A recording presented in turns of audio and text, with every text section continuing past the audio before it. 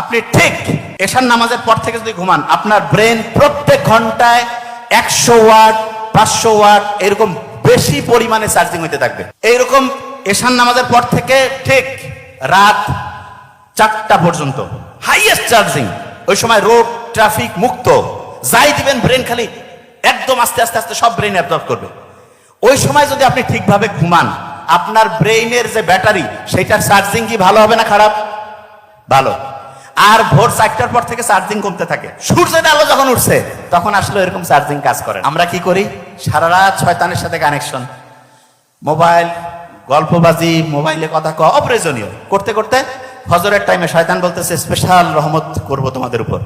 Special বাহিনী আসে যখন আজানের টাইম হয়, দেখবেন ওই সময় মনে হয় একটু খালি ঘুমাই 10টা মিনিট, 10টা পার হয়ে গেছে ঘুমাইতে যায়, এবং তখন উঠে ভালো লাগে না, কিছু না কেমন জানি লাগে। আমি নিজে প্র্যাকটিক্যালি প্রমাণ করছি।